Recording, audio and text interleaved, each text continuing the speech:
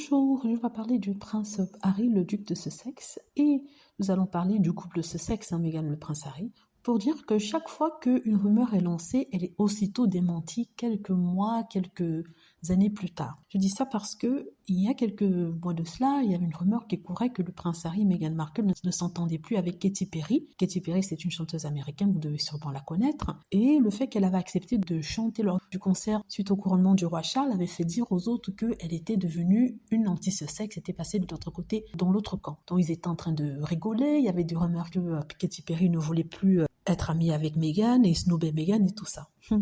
Donc chaque fois qu'ils sortent ces rumeurs-là, qui sont jamais vraies, sont tous des mensonges inventés, quelques mois plus tard, cette rumeur est complètement démentie, non pas par les Sussex eux-mêmes, mais par un événement, une nouvelle. Et cette fois-ci, c'est Katy Perry qui va, il a été annoncé, chanter aux Invictus Games. Vous savez qu'il y a les Invictus Games au Canada, puis ensuite à Birmingham. Donc elle va chanter, c'est la nouvelle qui vient en tout cas de tomber, ce qui prouve ici que, contrairement à ce que ces gens disent, il n'y a pas de froid entre les deux. Ils adorent montrer que Harry et Meghan sont snobés par les stars de Hollywood, que personne ne veut leur parler. Pourtant, c'est tout le contraire. Et là, quand ils ont vu que Katy Perry avait été sélectionnée, maintenant ils disent que de toute façon ce n'est pas une A-list star, elle a perdu de la valeur sur le marché musical.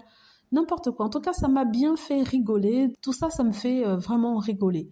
Donc, comme je le disais, il était annoncé que Katy Perry allait participer aux Invictus Games chantant lors de cette cérémonie. Si vous ne savez pas ce que les Invictus Games, c'est une sorte de compétition paralympique pour les soldats, les anciens soldats qui ont été blessés au combat. Et ça leur permet ainsi de s'intégrer dans la société, discuter avec leurs pairs, avoir un challenge dans leur vie et se préparer surtout pour ce challenge-là. Voilà.